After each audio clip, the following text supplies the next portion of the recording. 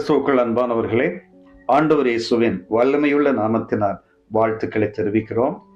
94ஆம் சங்கீதம் 18வது வசனத்திலே நாம் வாசிக்கிறோம், என் கால் சறுக்குகிறது என்று நான் சொல்லும்போது உமது கிருபை என்னை தாங்குகிறது.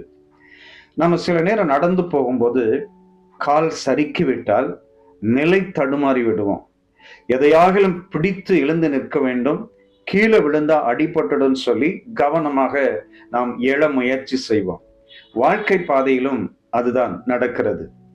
சில பகுதிகள் சறுக்கும் போது நம்முடைய வாழ்க்கையில நிலை தடுமாறி விடுவோம். சில குடும்பங்கள்ல சில காரியங்கள் சறுக்க ஆரம்பிக்கும், வேலையில சிலருக்கு சறுக்க ஆரம்பிக்கும், சிலருக்கு தொழிலில சறுக்க ஆரம்பிக்கும், சிலருக்கு படிப்புல சறுக்க ஆரம்பிக்கும், சிலருக்கு அவங்க எதிர்பார்க்கிற காரியங்கள் நடக்கலையே அப்படிங்கிற ஒரு விரக்தியில சில ஆவிக்குரிய வாழ்க்கையே சறுக்கி போயிடும். அப்ப சறுக்கும் போது அவங்க நிலை தடுமாறி எதையாகிலும் பிடித்து எழுந்துடணும்னு சொல்லி தேவையில்லாததை பிடித்து எழுந்து மாட்டிக்கொள்கிற அனுபவங்களை நாம் பார்த்திருக்கிறோம். பாருங்கள், நாம் இந்த விஷயத்திலே தாவீதனுடைய வாழ்க்கையை யோசிக்கும் போது, அவர் நிலை தடுமாறும் போது, சறுக்கும் போது ஆண்டவருடைய கிருபையை சார்ந்து கொள்கிறார்.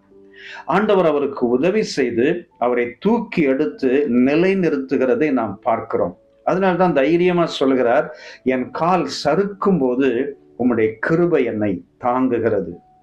1 சாமுவேல் 30ஆம் அதிகாரத்திலே ஒரு அருமையான சம்பவத்தை நாம் வாசிக்கிறோம். தாவீது பெலிஸ்தியருக்கு உதவி செய்ய போய் ஒரு இக்கட்டான சூழ்நிலையிலே மாட்டிக்கொள்வார். அவர் திரும்பி வந்து பார்க்கிற போது அமலேக்கியர்கள் சிக்லாக்கை, தாவீதின் இருப்பிடத்தை அக்னியால் சுட்டரித்து தாவீதனுடைய உடைமை பொருட்கள், மனைவிமார்கள், குழந்தைகள், உடன் இருக்கிறவர்களுடைய குடும்பத்தினர் எல்லாரையும் பிடித்து கொண்டு போயிருப்பார்கள்.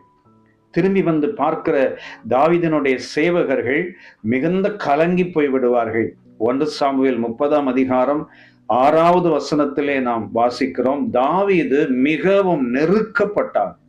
சகல ஜனங்களும் தங்கள் குமாரர் குமாரத்திகளின் நிமித்தம் மன கிளேசமானதினால் அவன் மேல் கல்லெறிய வேண்டும் என்று சொல்லிக் கொண்டார்கள்.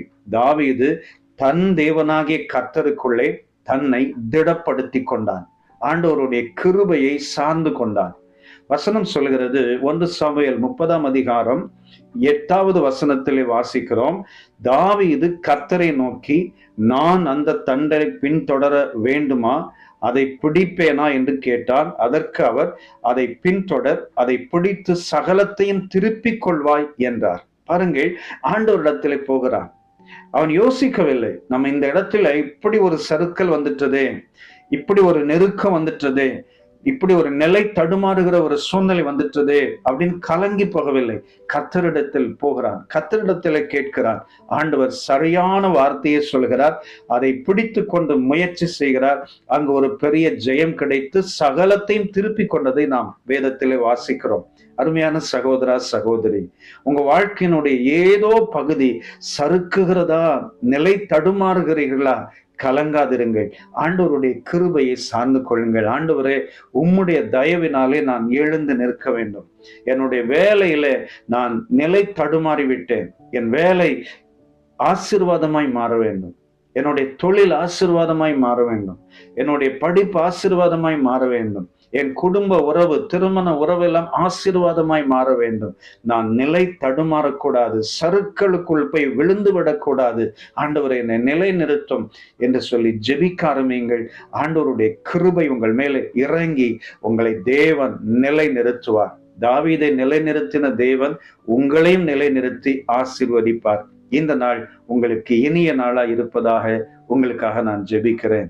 அன்பு நிறைந்த பிதாவே, இயேசுவின் வல்லமையுள்ள நாமத்தினாலே தாவீதை நிலை நிறுத்தின தேவன் உம்முடைய பிள்ளைகளையும் ஆண்டவரே, அவர்கள் வாழ்க்கை பாதையில் எவைகளெல்லாம் சறுக்கி இருக்கிறதோ அவைகளிலிருந்து தூக்கி எடுத்து நிலை நிறுத்துவீராக. இயேசுவின் வல்லமையுள்ள நாமத்தில் பிதாவே, ஆமென், ஆமென். God bless you. Amen.